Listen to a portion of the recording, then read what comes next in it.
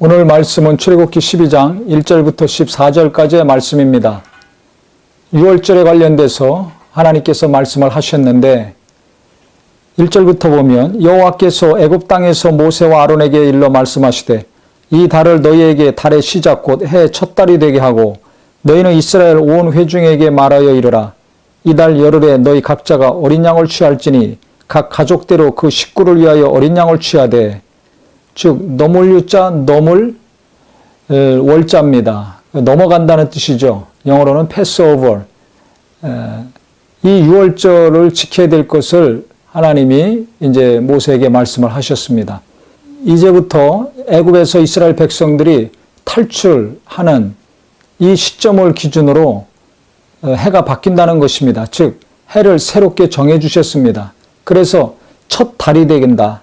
너에게 달의 시작 곧 해 첫 달이 되게 하고 애굽에서 종살이하는 그 모든 수치와 부끄러움과 고난은 끝났고 애굽에서 유월절을 통해서 이제 탈출을 하게 되는데 그때부터 새로운 시작이 된다. 즉 민족의 시작, 자유의 시작뿐만 아니라 시간의 시작, 달의 시작도 같이 된다는 것입니다. 그러니까 이스라엘 역사적으로는 굉장히 중요한 사건이죠. 그래서 그때를 1월로 잡은 것입니다. 즉 아비벌이라고 합니다. 히브리 말로. 우리로 치면 태양력으로 치면 3월과 4월 중간쯤 됩니다. 그래서 달을 바꿔서 그때를 해 첫 시작으로 하나님께서 정하셨습니다. 그래서 이스라엘 백성들이 완전히 새로운 삶을 산다는 것을 말씀을 하시는 거죠. 그때는 가족대로 1년 된 어린 양을 잡으라고 그러셨습니다. 6월절 제물로서는 1년 된 어린 양 아니면 염소를 잡습니다. 근데 수컷을 잡아야 됩니다. 왜 1년 된 양이고 수컷인가? 여기는 경제적인 하나님의 배려가 내포되어 있다고 생각을 합니다. 1년 정도 됐을 때 어미의 젖을 띱니다. 엄마 젖을 먹는 양을 제물로 드릴 수는 없고 젖을 뗐을 때니까 제일 값이 안 나가겠죠.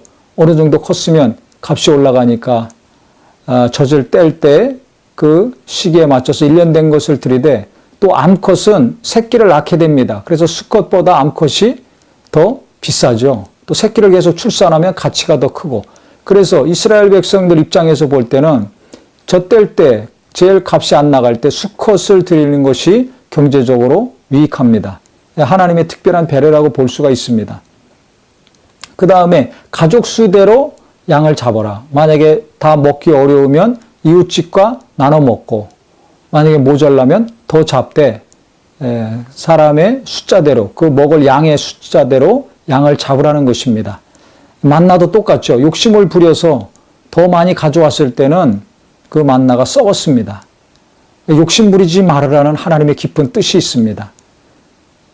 6월절을 지킬 때 애굽에서 탈출하는 그 출발점부터 해가 바뀌고 달이 바뀌고 새롭게 시작하는데 욕심 부리지 말아라. 하나님이 얼마나 욕심을 안 좋게 생각하시는가. 또 반대로 인간은 기본적으로 얼마나 욕심이 많은가.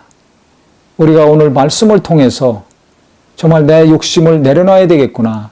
하나님이 나를 새롭게 도우시고 새롭게 인도하시길 원한다면 하나님이 함께 하시는 삶이 되길 원한다면 내 안에 있는 욕심, 내 가족들의 욕심, 내 교회의 욕심을 내려놔야 될 것입니다. 그 가족들의 숫자에 그 먹을 수 있는 분량만큼만 양을 각각 잡아야 된다는 것입니다. 넘쳐도 안 되고 모자라도 안 된다는 것입니다. 그 다음에 열흘째 되는 때 그 양을 준비해서 열나흘째 되는 때 밤에 이제 양을 잡으라는 것입니다. 그래서 그 양을 잡으면 피를 흘리겠죠. 그 피를 문설주와 임방에 바라라. 문설주는 문의 양쪽 기둥이죠. 그 다음에 임방, 그 중간에 그 사이, 기둥의 사이에다 피를 바르라는 것입니다.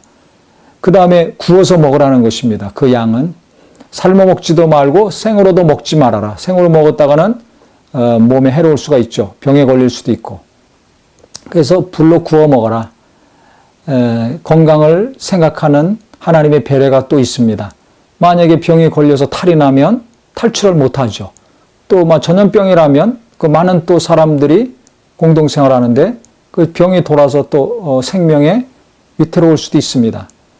그래서 다 불로 구워 먹어라. 내장이건 살이건 무엇이건 다 불로 구워 먹고 아침까지 남는 것이 있으면 그거 다 불로 태워서 없애라. 남았다고 또 아깝다고 갖고 갔다가 상한 거 먹으면 또 탈이 나겠죠. 그래서 하나님이 경제적으로나 또 육체적으로나 이스라엘 백성들을 사랑하시고 배려하시는 것을 섬세하게 느낄 수가 있습니다. 지금도 마찬가지입니다. 하나님께서 우리의 건강과 우리의 경제적인 형편 너무나 잘 아셔서 우리를 배려하시고 돕고 있다는 믿음이 있기를 바랍니다. 그 다음에 그걸 먹을 때 고기만 먹지 말고 무교병과 쓴 나물과 같이 먹으라고 말씀을 하셨습니다. 쓴 나물은 쓰죠. 그래서 애굽에서의 고난을 잊어먹으면 안 된다. 예수 믿기 이전에 그 고통과 아픔 잊지 말라는 것입니다. 또 무교병, 효모가 들어있지 않은 병이죠. 즉, 이 효모는 부패, 누룩은 부패를 상징합니다. 그렇기 때문에 정말 하나님의 은혜 가운데 새로운 시작을 하는 이스라엘 백성들 부패하면 안 된다. 욕심 부리면 안 된다는 것을 하나님은 철저히 깨닫게 하시고 실천하게 하시는 것입니다. 그 다음에 먹을 때는 편안하게 먹지 말고 허리에 띠를 띠고 발에 신발을 신고 그 다음에 지팡이를 짚고 급히 먹으라고 하셨습니다. 그것은 왜 그랬냐면 애굽에서 나올 때 빨리 나와야 되거든요. 급하게 나와야 됩니다. 그러니까 여유 있게 먹지 말고 그와 같이 급히 먹어라 말씀하셨습니다. 그 다음에 뭐라고 하셨냐면 그 밤에 6월절 밤에 되면 애굽 땅에 두루다니며 사람이나 짐승을 막론하고 애굽 땅에 있는 모든 처음 난 것을 다 치고 애굽의 모든 신을 내가 심판하리라. 나는 여호와라. 내가 애굽 땅을 칠 때 그 피가 너희가 사는 집에 있어서 너희를 위하여 표적이 될지라. 내가 피를 볼 때 너희를 넘어가리니 재앙이 너희에게 내려 멸하지 아니하리라. 즉 양의 피를 볼 때 넘어가리라. 양의 피가 있는 집은 살고 그 피가 없는 집은 재앙이 닥치는 거죠. 첫 태생이 죽는 죽음을 겪을 수밖에 없다는 것입니다. 이것은 무엇에 대한 비유입니까? 바로 예수님이 이 땅에 오셔서 피 흘리신다는 비유죠.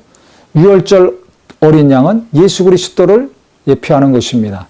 즉 예수께서 이 땅에 오셔서 우리 죄를 담당하시고 피 흘리심으로 그 피를 힘입고 예수를 영접하는 자가 죄 사함 받고 영원한 생명을 얻게 됩니다. 그러니까 피를 볼 때 넘어가리라. 중요한 것은 그 피가 있느냐 없느냐, 어떤 사람들이냐, 재산의 유무, 그 다음에 성격이 어떠한가, 나이가 어떠한가, 학식이 어떠한가, 그 관계가 없습니다. 피가 있느냐 없느냐, 피가 있으면 사는 것이고 피가 없으면 죽는 것입니다. 바로 우리도 똑같습니다. 하나님이 우리를 보실 때 예수의 피가 있는가 없는가, 예수의 피가 생명입니다. 내 가족들에게 예수의 피가 있는가 없는가, 이것이 중요한 것입니다. 그렇기 때문에 우리가 이 말씀을 통해서 잘 알아야 될 것은 정말 내가 예수의 피로 말미암아 죄에 대해서 심판과 형벌 받지 아니하고 용서함 받고 영원한 생명을 얻었다는 것이 얼마나 큰 복인가 다시 한번 깊이 깨닫는 은혜의 시간이 되기를 바랍니다.